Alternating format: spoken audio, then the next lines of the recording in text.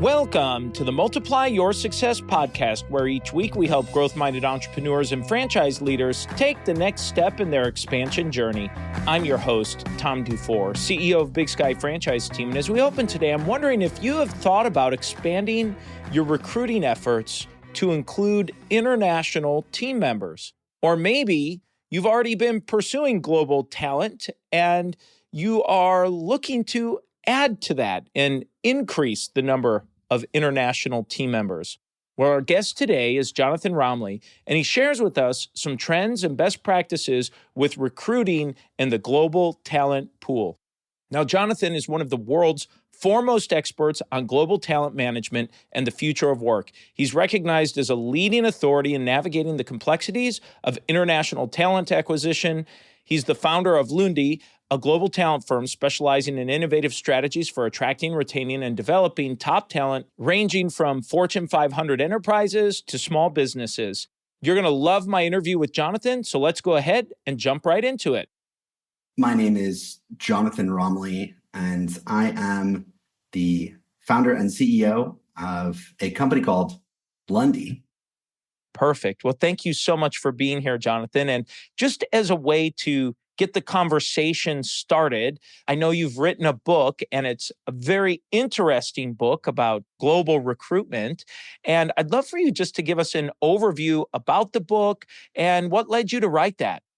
Sure. Well, the book is Winning the Global Talent War: How to Find the World's Best Employees and Thrive in a Competitive World. And it's what we all want to do, I suppose, at least the thrive in a competitive world part.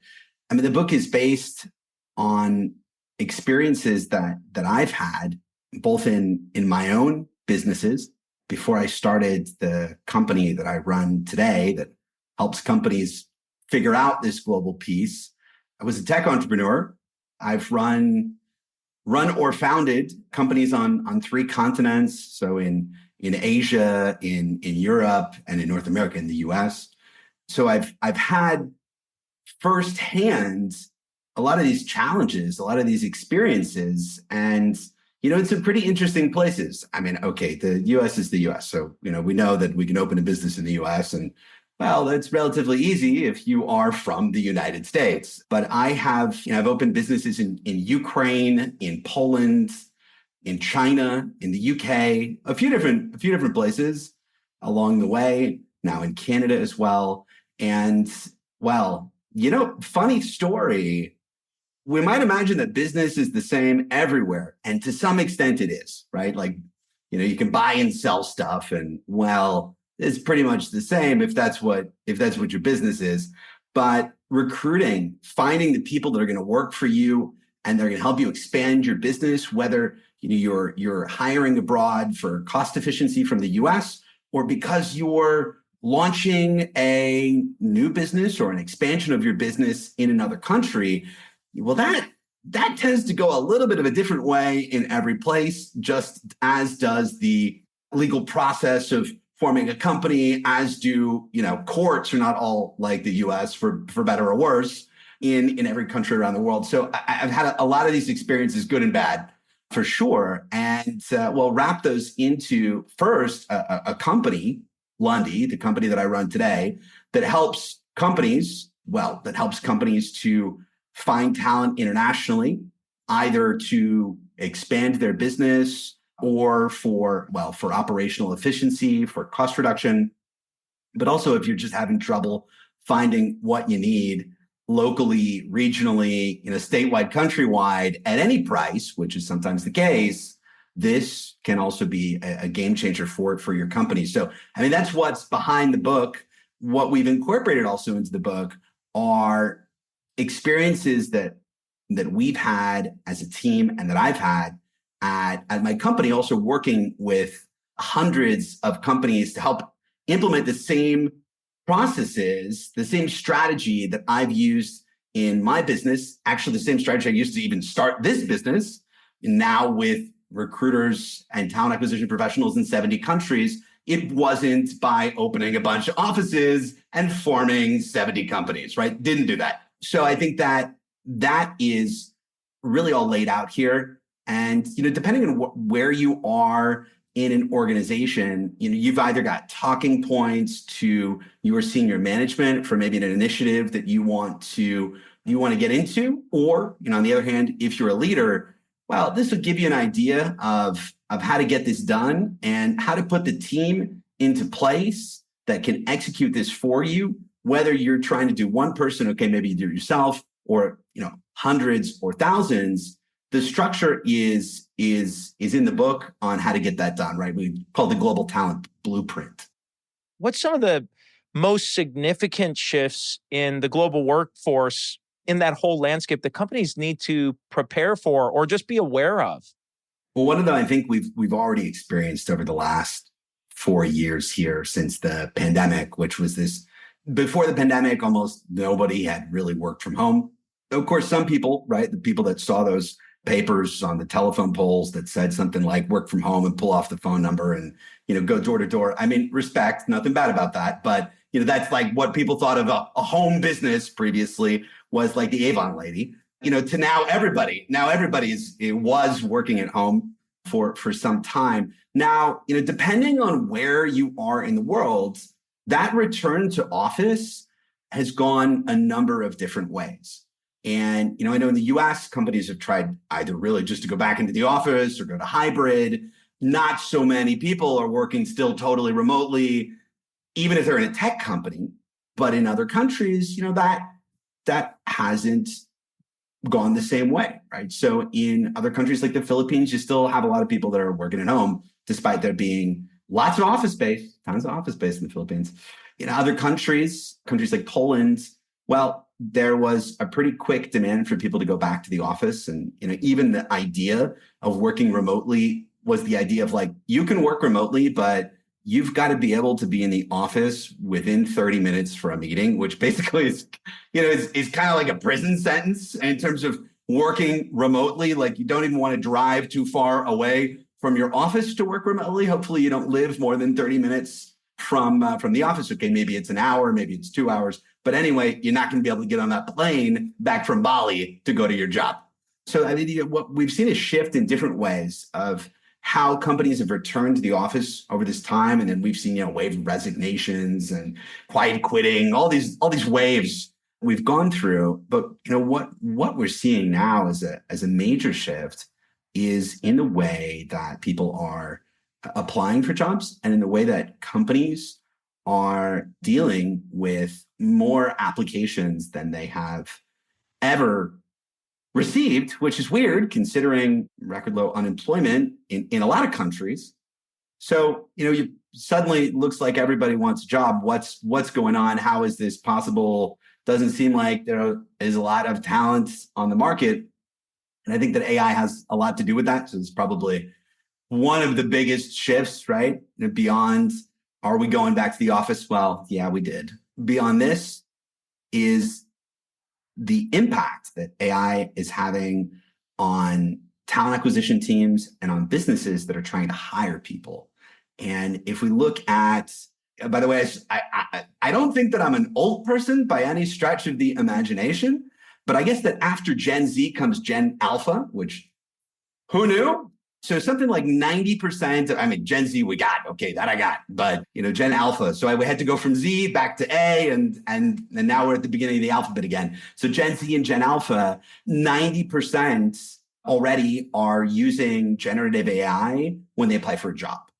So now you start to have people that pretty much everybody has a great looking resume, well organized, well thought through. Everything is kind of explained the way that you would expect it to be, and sometimes even customized to the job post. And we might be looking for as leaders for some things to stick out to us that might be in our job description, and we're seeing those on virtually every resume that we look at now, and it starts to become really difficult to decide who we should invite for an interview. We can't invite everyone unless we're doing a mass hiring event. We can't hire everyone unless we're Amazon and it's Christmas.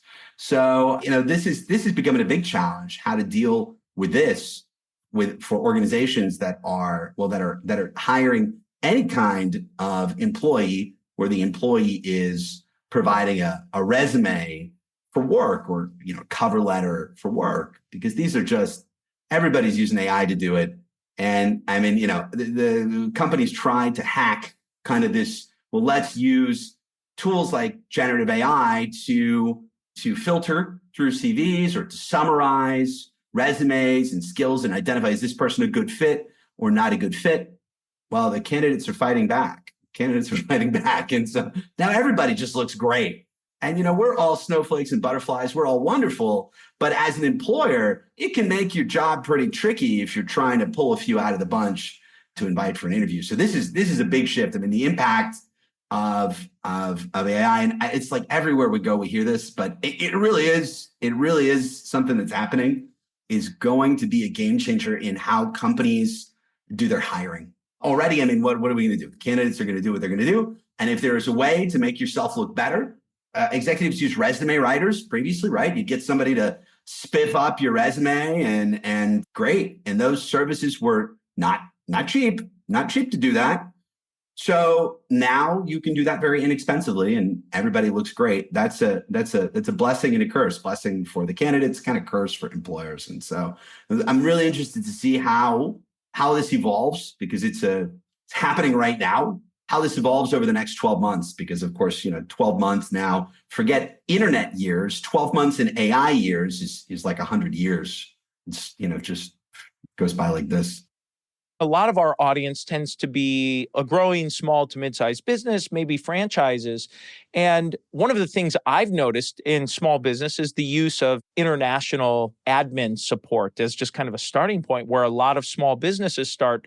So just thinking of international recruitment or global recruitment for a small to mid-sized business, someone might be listening and say, well, Jonathan, that's all well and good. If you're a major corporation, how could this work for my business that's maybe a locally owned restaurant with a few locations or a home services business? How might you respond to someone that says that to you?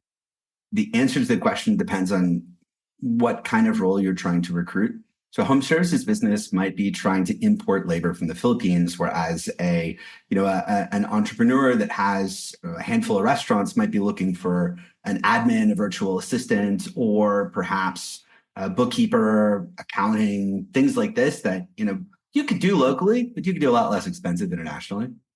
There are locations around the world where those large enterprises, we can take advantage actually of what these large enterprises have been doing, in case anybody has ever called their bank anytime in the last 10 years.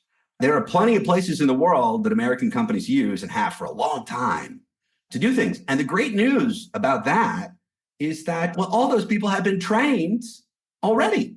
They've all been trained. They know how to do GAAP accounting. They're using QuickBooks or, whatever you might be using, NetSuite, whatever it is. They are already ready to do the job for you. And I think this is something that many small businesses are surprised about, right? They think like, oh, I'm going to hire somebody on the other side of the world and I'm going to have to show them, it must be like hiring somebody on the moon. And there are places where it would be like hiring somebody on the moon.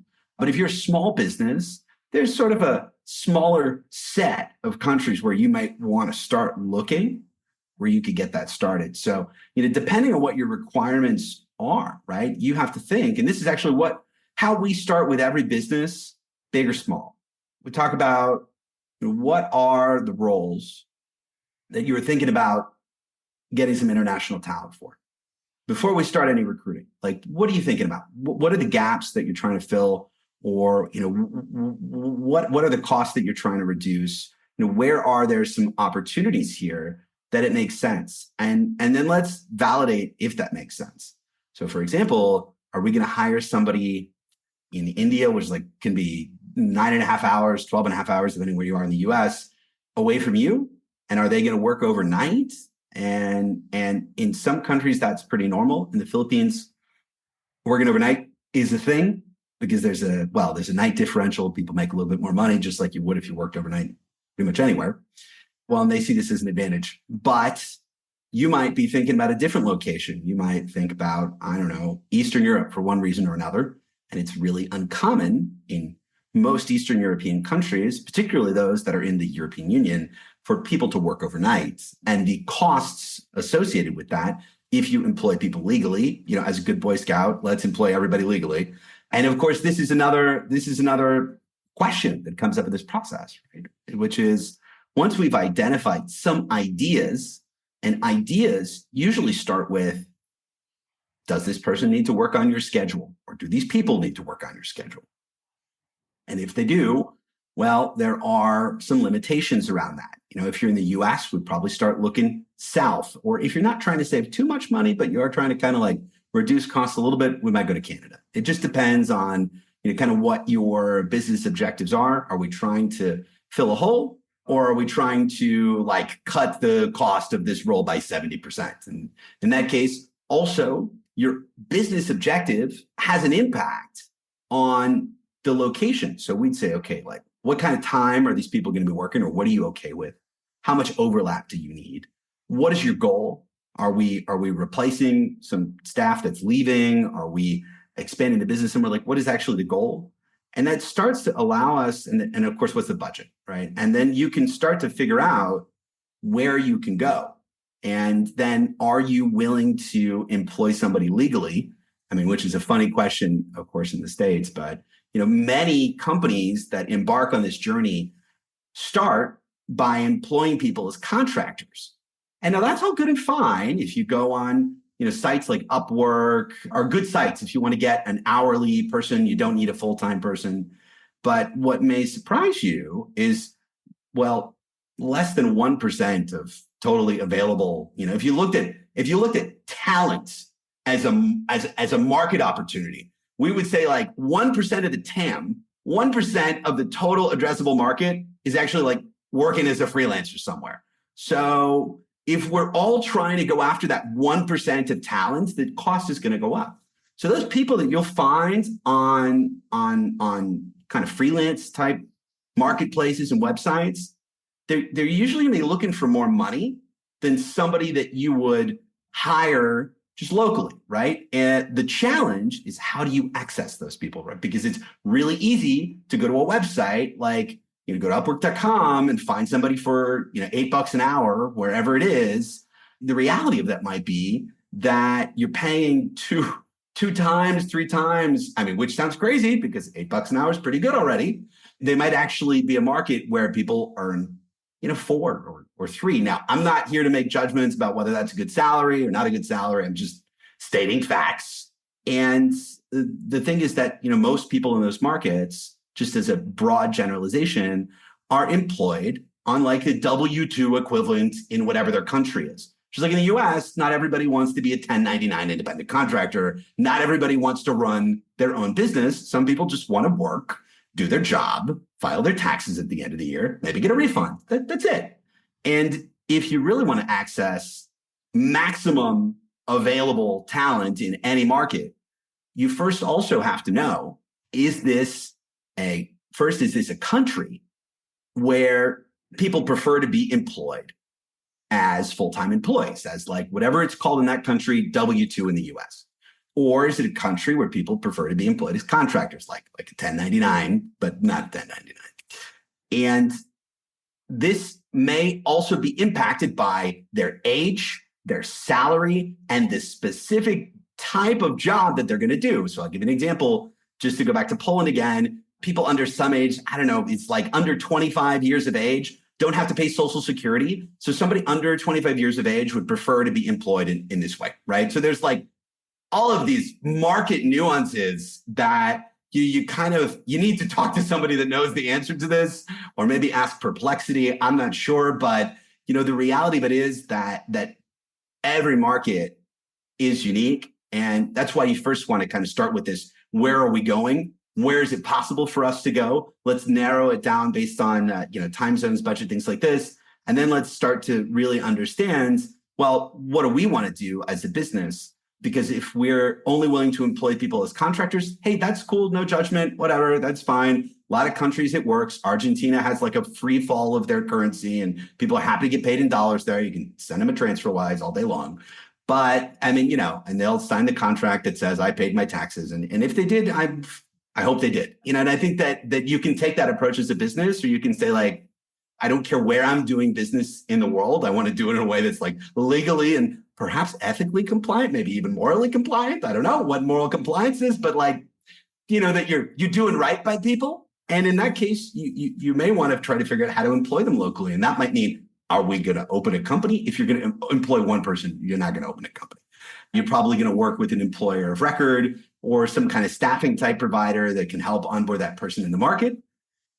And then this is where we get to the part where like, how do we find talent, right? And you're like, okay, well, so I figured out where I'm going to go and what I'm going to do. And then you got to figure out like, well, how are you actually going to find talent in those markets?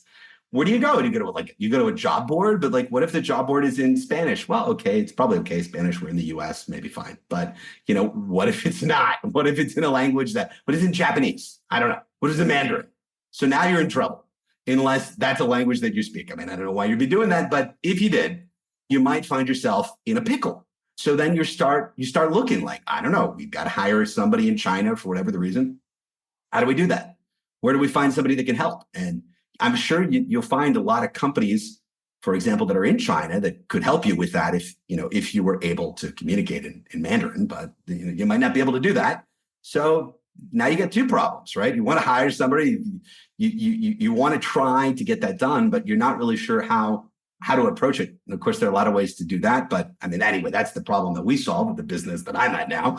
But you can't try to do it yourself. I mean, results may vary, but can be done. Recruiting people internationally, adding these folks to your team, let's say they follow the rules and they're compliant and they're following certain standards and requirements and so on, and they're all above board on everything. You're still working with people that are either, as you said, maybe working on different time zones. But I think the big thing is cultural differences. If they're in the US, most of our audiences here in the US or North America, there's an American culture, and every country and region has their own culture. So what kind of challenges have you seen, or companies or clients you've worked with, or maybe your own experience go through? Well, I think we see this kind of more in medium to large size companies when they just start to scratch the surface of hiring internationally. So there might be a manager or a leader within a company that says, "Hey, we could bring somebody internationally to our team." Maybe their budget got reduced, or maybe they're really struggling to find the team members that they need on their team. These are kind of the two reasons that you might end up in this challenge. And you might have a whole team that's working together, and they might be in Portland. You're thinking like, great, well, we could hire people in, I don't know, great marketing talent in Nigeria, by the way. So like, let's hire people in Nigeria. But of course, this is on the other side of the world, very different place, totally different time zone. And we have to think about this. So if we have one person on our team that is like somewhere else, wherever that else is, how's that going to work? Do we already work asynchronously as a team today? Meaning, are we a team that, what's our team style? Are we having a stand-up meeting every day at 9 o'clock Pacific Standard Time? Or are we communicating kind of offline, right? Are we using documentation to collaborate? Are the ways that we collaborate always in real time?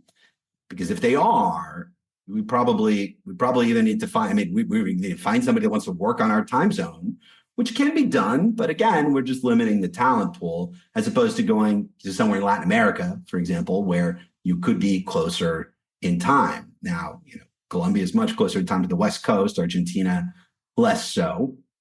But in any case, these are considerations, right? We also have to think about, well, how open is the team to having somebody from another country, and how are they going to feel about job security, particularly if we're in a professional services environment. For example, let's say you're running an accounting business and you start hiring accountants in Latin America, in the Philippines, and in Poland and Hungary, wherever, somewhere which is not the good old Estados Unidos.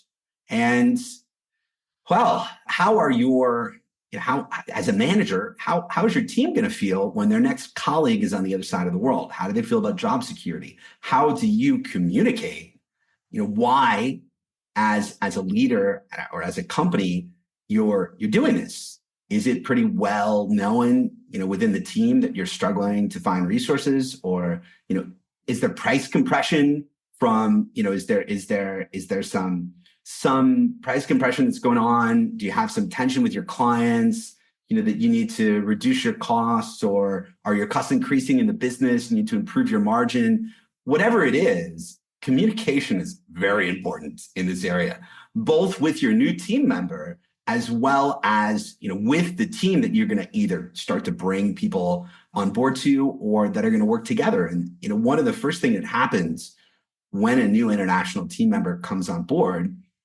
just like any other person, you probably don't do this with a freelancer, but this is an employee we're talking about here. So they should go through onboarding, right? And what is your employee handbook written for the state of Georgia? Because, if you have now hired somebody in Buenos Aires, most of that's not going to be relevant for them. And I think that, these are things that people don't think about, right? And don't forget, by the way, they need equipment. So, a freelancer might be like a laptop jockey sitting in a cafe somewhere, on an island, but an employee is going to expect, even if they're working from home, that you provide the equipment to do the job. And this gets overlooked sometimes. So please keep in mind, just like if you go into a job in the US, usually your employer provides the tools to do the job. If you hire a person in another country, you must also provide them the tools to do the job. And of course, there are a lot of ways to get at that, but it's just something that you have to think about, right? So, this goes back to, I hope that these are considerations that you make at that blueprint stage before you start hiring, before you even picked up the phone or, fired up that Google and started searching for a solution, that you thought through like, okay, wait, well, what are all the pieces that could possibly be in play here? Like, what are all the pieces of this that I might need in order to do that, right? And there's a lot of ways to solve that problem. You can reimburse people. You can rent equipment from some global provider. I mean, there are solutions to these problems, because the great news is that all of your competitors probably are doing this already, if you're not doing it, right? Lots of solutions on the market for how to solve these problems. So maybe not all your competitors, but definitely some of them, right, are doing this. And wow, lots of solutions to that. But you really got to think about, the whole enchilada, really. You got to think about the whole 360 degrees of how this is going to be, from candidate experience, because that impacts retention. You don't want to go through all these movements to get this program started and then have your first person drop out in the first month because they're like, wow, these people, they might have a great business in the US, but they really don't have their stuff together. How can people get a copy of your book or learn a little bit more about your business? You can go to the website, globaltalentwar.com. You can subscribe to my newsletter. The book is available on Amazon or pretty much anywhere else you can buy a book, at least online. And my company, Lundi, well, that's also on the web at Hello Lundi. That's Lundi, like Monday in French, because we're fancy.com. Wonderful. Well, this is a great time in the show, Jonathan, and we'll make sure we include those links in the show notes for you also. We ask every guest the same 4 questions before they go. And the first question we ask is, have you had a miss or two on your journey or your career, and something you learned from it? I've probably had more misses than hits. I think that this is just like entrepreneurship 101. I read once that we used to call what we now call a pivot used to be called a up. Had a lot of those, whatever you want to call them, had a lot of those in every different which way. So, to think about one that stands out for me, wow, oof, that's a tough one. Let me think for a minute. But I mean, I think that the path, whatever path you're on, there are always going to be a lot of bumps in the road. You're always going to make a lot of mistakes, and there'll always be something you can look back on that you'll think like, wow, I should have done that differently. So I'm going to give you a really good one. Actually, I just remembered a really good one. So I was running an e-commerce business that we started in California. It was with some kind of computer vision element to it. Basically, you take a photo of some women's shoes or a bag, and you would get it delivered from China in less than a week.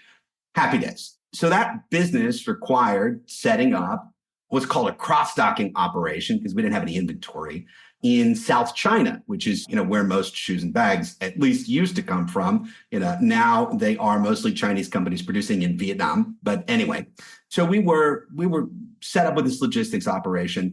And part of that, well, in order to rent an office and do a lot of other things, open a shipping account because we wanted to send air cargo, we had to open a Chinese company. And I think this might be easier now, but the year was like 2015 or 2014. It's like 10 years ago. Well, it was not the easiest thing to do. We eventually got it done. But one of the things that you need in order to put money into the bank to pay for anything is called a foreign exchange license. And this is, we were not operating a currency exchange, but that's just what they call it. It's big. It's got like a gold star on it, and the rest of it, perhaps not surprisingly, is red. But, there was a time that we had already rented the office, but we couldn't actually put any money into the bank account. So we had the office, we had the air courier, to be able to do the air cargo, the contract with the airline or the freight broker or whatever it was, all these things that we needed. The only problem is that we had no way to put any money into the bank to pay them. That's a problem. So we had this somebody had this idea. I don't know who it was, but we had this idea to buy Bitcoin and to sell this Bitcoin on, just transfer it to one of the employees and to have them sell it on whatever the exchange was in China. And during the 3 months, 6 months in between, it was like half a year actually, in between the time that bank accounts were open, company was open, but we couldn't put any money there, but we still had to pay for things. This is what we did. At the time, Bitcoin was like $100. And we were buying a whole office and company's worth of expenses worth of Bitcoin every month, and then just transferring it to somebody and having them sell it and, using it as perhaps the utility that it was meant to be. And I'll tell you that, really, whatever the expenses were of a business with a dozen employees, an office, air cargo, you can imagine the kind of number I could be talking about that we just ran through every month and, exchanged and left and didn't even leave one of them in anything somewhere. So it's just funny. At the time, that business in the end, that was one of those F up businesses. It didn't work out in the end. So if we look at the investment that went into that company and we had just kind of set aside, what we were doing with our little way of paying for our operations, which could have different views about what to call that. In any case, we would have had a huge return on investment if we just would have we're just not going to exchange that for the local office. You're going to save it. So I don't know. It's a funny thing to look back on for sure, but just to see, we thought this was a utility and it was solving a problem for us at the moment, and it was. But in hindsight, considering that business failed, we would have done better just, not sending the Bitcoins to China. Well, let's talk about a make or a highlight or two you'd like to share. I'll share with you the pivot that Lundi went through, the company that today I'm running. We started off as a company that was building software, actually. We started off as a company that was building software for staffing agencies, which is very different than what we're doing today. We started off as a company building software for staffing agencies. And well, the idea behind that was that a lot of staffing agencies bring staff from abroad. Now, less so in the United States, but in other countries around the world, there is a lot of what's called labor mobility. People moving around temporarily for work. We have a guest worker program in the U.S. seasonally for agriculture, but the scale of what goes on in other countries in order to support economic development is just an order of magnitude greater than any guest worker program in the United States. Surprisingly, or maybe not surprisingly, but anyway. So we had started to build software that would help companies to manage this immigration process, right? So to manage the physical movement of labor for work. And I mean, that was how we got started, physical movement of labor. And we started this business in October of 2019. October of 2019. So if you can imagine, half a year into the business, and we started with a real big customer. Talk about it in the book. So I mean, we had started off with a real big customer, pretty cool and famous one. We were really excited about the business and how we were going to grow it and what we were going to do with it. And then the physical movement of labor stopped. It stopped. And we thought like most business owners, thought like, okay, give it a week. Okay, give it 2 weeks. Okay, give it a month. And as time went on, we realized like, well, okay, I mean, I don't know if anybody thought there was ever going to be an end at some point, but we understood that there was actually a bigger problem to solve. And it wasn't just because we were stuck. It's a little bit because we were stuck, but it wasn't just because we were stuck. It was also because, well, we identified a bigger market opportunity, right? We were playing in a pretty small sandbox, and we were feeling at that moment like we were flying high. That this is great. We got that tombstone, that marquee customer, right? Put the logo on the wall. I think that the journey wouldn't have been the same had we not have faced that challenge. So, I mean, if you look at what was a pretty scary moment for a lot of businesses, for mine too, what we've turned that into is something that is touching so many more people than it did before, right? So we're now covering 70 countries. I mean, we were doing that business, we covered like 2, maybe 3, maybe 4, and everybody had to physically move around.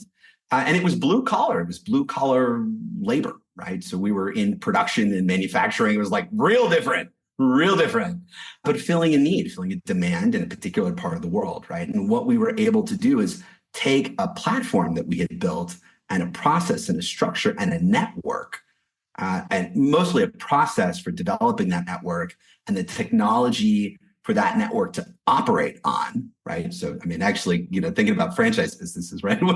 We created the infrastructure that we were able to bring on country after country after country. And so, in a very short period of time, right? If you jump forward now from 2020 until now, even to last year, within 3 years, we managed to scale our reach to more than 70 countries. And we've done that mostly without offices. We do have a few offices. I don't know if it's not really anybody in them, but we do have places where people can go.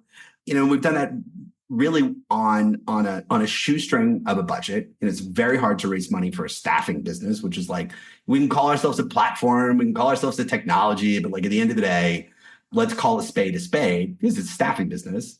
But I mean, I think the win for us through this experience is not only surviving, but thriving and really, actually really winning that global talent war ourselves and on behalf of our clients today. Thank you, Jonathan. The next question we ask is, have you used a multiplier to grow yourself or personally or professionally or a business that you've run? Well, there are a couple of things that I think can be a force multiplier. One is actually executive education. So I have continued. I'm not doing it I've got 2 kids, I've got 2 young children. Also, by the way, the other win over this period of time, in that time, not only did we grow to 70 countries, I've had 2 daughters. I've lived in 8 countries, we got married. So, I mean, there was a lot going on. I was living in Ukraine when the war started. Oh boy. Yeah. So it's been a very interesting couple of years. I guess that's the win, right? Still a year. That is the win, that we're still here. But as a force multiplier, I think education can really be a force multiplier for entrepreneurs and for business leaders. I think that admitting that we might not have all of the answers and that there are opportunities for engagement with other leaders, other communities in other parts of the world, particularly if you look at like online education.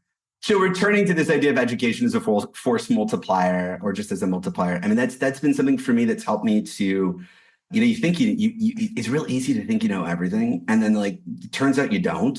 And if you think you know everything, just talk to like ChatGPT for 5 minutes and you'll realize that you don't.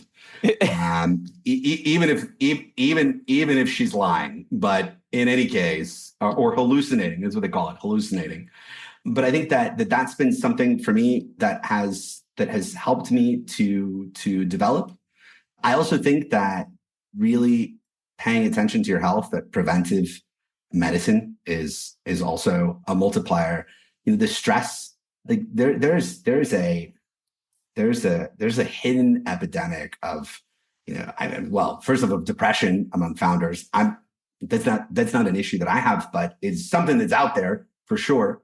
But at the same time, I think it's just really important to try to catch things before they happen, and to try to feel and be young and energetic as long as you can. Because if you're leading a business, particularly if it's a small business, you and your energy can act as such a force multiplier on your team.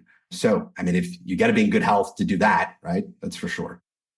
One of the reasons I started the podcast was certainly to help educate our clients and others who may tune in, but it also was self-serving because I said, I want to keep learning. And this is forcing myself to talk to experts and professionals like you to learn things that I would have never learned anything about. So I definitely love that executive education push there. Well, Jonathan, the final question we ask every guest is, what does success mean to you? There's a really low answer to that, and it's never looking at the price tag. Whatever my earlier view, whatever my teenage view of success was, whatever my view of success was as a teenager in my 20s, in my 30s, now in my 40s, that's a moving target, right? As a tech founder, I've always thought I'd want to be on the team of a company that was acquired by FANG or some giants, one of these acronyms, Facebook, Amazon, Netflix, Google. So I did that in my 30s, and kind of you think that you're going to feel different. I think anybody that's sold a business probably realizes that. There are a lot of events in life where we're meant to think that you're going to snap your fingers and from one day to the next, whether that's selling a business or I don't know. I think the only life-changing things that I would expect would change the way that I would feel, myself. Probably the only one that really threw a curveball for me was having kids. I felt like, oh yeah, no problem, whatever, I got this. Turns out that is a very life-changing experience. And it can be even more so than a company that you're on the management team of being bought by Google. So whatever that target is, I think that it's definitely a moving one. But I think a really simple way of saying that, right? Because having lots of money doesn't make you happy. It doesn't. But just thinking about what you want to do and doing it. Doesn't matter if that's something that's expensive or something that it's free, right?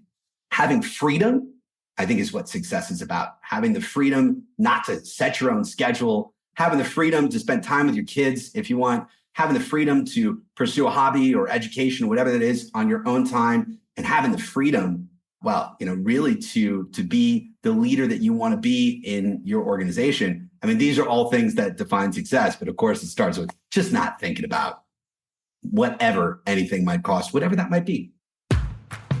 Jonathan, thank you so much for a fantastic interview. And let's go ahead and jump into today's 3 key takeaways.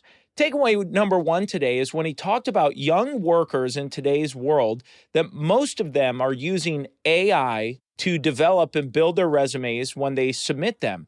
And so what he said is that it makes it a lot more challenging as an employer to distinguish one resume from another. So I thought that was an interesting point and something to be aware of as you're recruiting just in general for your company.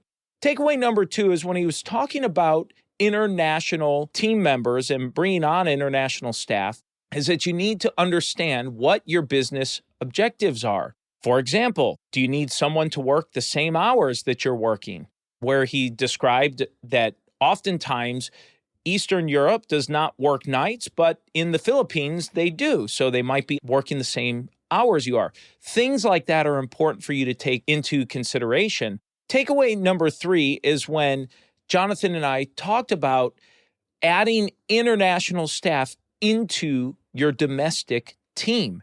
And he said, you need to also think about what this culturally looks like, not just the cultural differences from, say, an American culture to an international culture, some other country's culture, but really, what does the internal culture of your company look like? And he said, do you already work asynchronously, or are you already working remotely, or is everyone in the office? How big of a deal are these time zone differences? For example, are you going to pursue international staff going east and west around the world, or are you going to go north and south, or both?